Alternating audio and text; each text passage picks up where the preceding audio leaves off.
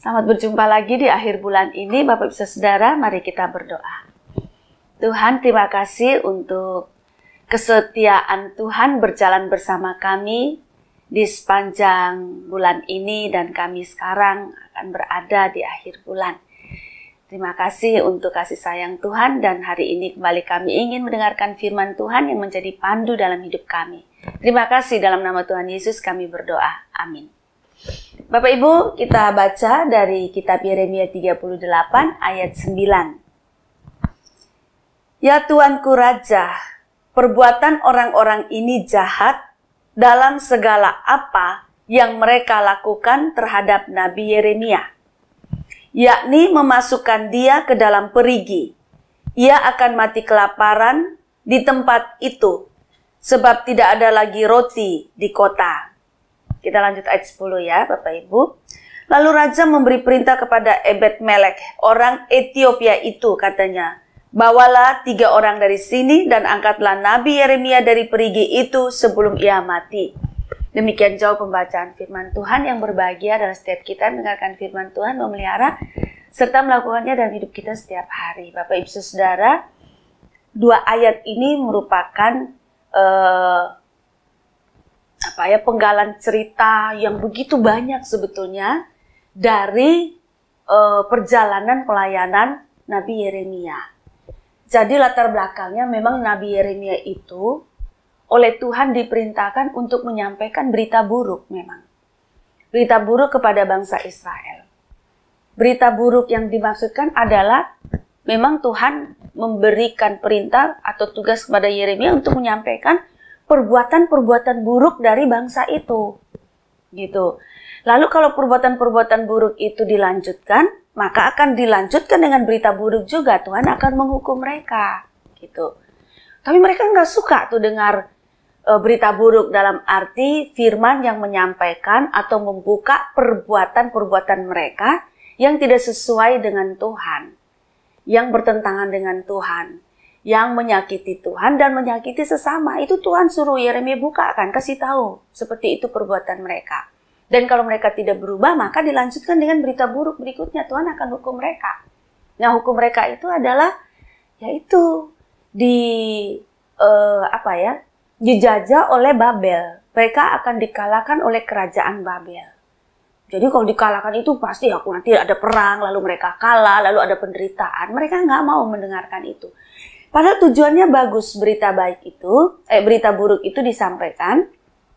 Berita buruk tentang perbuatan-perbuatan mereka yang buruk itu disampaikan supaya mereka bertobat. Jangan lagi melakukan. Dan kalau bertobat kan pasti bisa jadi berbeda kan Bapak Ibu berita selanjutnya gitu. Nah tapi mereka nggak suka. Memang kita tahu bahwa saya rasa kita semua begitu ya, nggak pingin dengar berita buruk. Kita lebih senang dengar berita baik. Berita yang katakanlah kalau antara perbuatan baik dan perbuatan buruk, kita lebih senang orang berbicara tentang perbuatan baik kita ketimbang orang terbuka terhadap perbuatan buruk kita. Gitu kan? Kalau berita tentang baik-baik, perbuatan baik kita, atau biarpun perbuatan salah tapi orang membenar-benarkan, lalu berita tentang berkat, berita tentang baik-baik saja, kita lebih senang ketimbang mendengar berita buruk, artinya perbuatan buruk kita dibuka, lalu kemudian itu merupakan teguran sebetulnya yang baik, gitu, supaya kita memperbaiki. Kita pasti milih yang ini ya, sebelah kanan saya pingin yang senang-senang aja, yang baik-baik aja, gitu. Ini persis seperti kondisi bangsa Israel. Nah, akibatnya karena mereka tidak suka dengan berita buruk itu, beberapa orang mempengaruhi raja tentang berita yang disampaikan oleh Nabi Yeremia. Bahwa Nabi Yeremia ini membawa berita yang buruk, mematikan semangat. Lebih baik orang ini dipenjara. Nah, raja juga, raja yang lemah. Oke, silakan aja, dia dalam kuasamu, Nabi itu. Buang dia dalam perigi, mereka buang dalam perigi. Tahu namanya juga perigi ya Bapak Ibu Saudara. Ya, perigi yang ada air bersih saja. Saya udah bayangkan, saya pernah lihat Bapak Ibu Saudara. Perigi itu apa sih bahasa lain dari perigi? Perigi atau dalam sumur.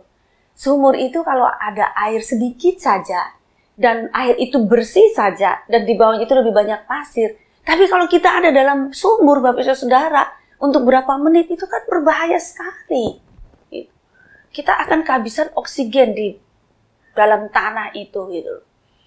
Lalu terus kaki kita basah terus terendam air beberapa saat, itu kan sangat mempengaruhi kesehatan kita. Nah, ini dikatakan bahwa sumur yang mereka buang Yeremia ke dalam itu, sumurnya itu tidak ada air tetapi becek, lumpur semua. Lebih mengerikan lagi.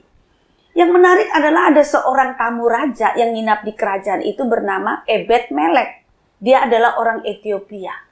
Ketika dia mendengar bahwa Nabi Yeremia dibuang dalam sumur, dia datang menghadap raja. Dia mengatakan bahwa apa yang dilakukan oleh orang-orang itu, orang-orangnya raja itu, yang membuang Yeremia ke sumur, itu orang-orang jahat, kata dia kepada raja. Itu Yeremia si Nabi bisa mati buang dalam sumur. Jadi tamu raja itu mendengar bahwa ada tidak beres di kerajaan itu, dia datang menghadap raja dan dia bicara. Lalu akhirnya Raja Sedekia, Raja Israel itu mempersilahkan Yeremia untuk diselamatkan dari sumur. Bapak Ibu, saya beri tema berita baik, berita buruk, manakah? Saya ingin mengajak kita berpikir, berefleksi. Kalau ada berita buruk, atau berita yang tidak baik, yang kita tidak suka, dan itu sebetulnya merupakan firman Tuhan, yang sebetulnya disampaikan kepada kita untuk membuka siapa sih diri kita ini. Apa sih yang sudah kita lakukan? Bahwa hal itu tidak berkenan di hadapan Tuhan. Dan sebaliknya ada berita baik. Berita baik itu berita yang menyanjung-nyanjung kita, meninabobokan kita. Maka kita tahu sebetulnya perbuatan itu jelas-jelas di mana hadapan Tuhan tidak betul. Kita milih yang mana? Nah, berita buruk, berita baik yang mana? Pilih yang mana? Gitu. Nah, sebetulnya menurut firman Tuhan ya pilih. Lebih baik Tuhan menyampaikan apa adanya tentang kita. Katakanlah kita mengatakan itu berita buruk, kita nggak suka mendengarnya. Tapi kalau itu untuk memperbaiki kita, seperti berita yang Tuhan perintahkan kepada Yeremia untuk sampaikan kepada bangsa Israel mengenai perbuatan mereka, terima. Supaya apa? Supaya kemudian memperbaiki diri. Dan bagi kita yang jujur, bagi kita yang apa adanya, jikalau kita jujur apa adanya lalu ternyata situasi itu tidak menguntungkan bagi kita, tetaplah setia seperti Nabi Yeremia, memberitakan berita yang baik. Karena kalaupun ada risiko buruk yang kita terima, Tuhan tetap menyediakan pertolongan bagi kita. Ya, Bapak Ibu Saudara, jadi dua pelajaran. Sekalipun berita buruk, kalau memang itu untuk memperbaiki kita, dan apalagi itu firman Tuhan, kita mau terima. Supaya kita bisa mengoreksi diri. Yang kedua, kita tetaplah menjadi orang yang apa adanya, jujur, apalagi itu sesuai dengan kehendak Tuhan, maka risiko apapun sekalipun buruk, Tuhan senantiasa menyediakan pertolongan bagi kita. Tuhan menolong kita semua. Amin. Mari kita berdoa. Tuhan, terima kasih. Firman ini sungguh indah, kisah tentang Yeremia dan bangsa Israel ini. Biarlah kami menjadi anak-anak-Mu yang terbuka kepada Tuhan. Jikalau memang Tuhan menyampaikan hal-hal yang buruk tentang kami untuk memperbaiki hidup kami, memperbaiki diri kami, kiranya kami terbuka untuk menerima, untuk mengevaluasi dan memperbaiki diri kami. Dan jikalau Tuhan mengutus kami untuk menjadi orang-orang yang menjadi perpanjangan tangan, kaki, mulut Tuhan untuk menyampaikan hal-hal kebenaran, biarlah kami tetap setia menyampaikan, mengutamakan kebenaran, kejujuran. Dan kami juga diyakinkan bahwa pertolongan Tuhan senantiasa Tuhan sediakan bagi kami. Biarlah kami memberikan pengaruh baik di tengah-tengah kehidupan bersama-sama kami dengan orang-orang yang berada di sekitar kami. Terima kasih, dalam nama Tuhan Yesus kami berdoa. Amin.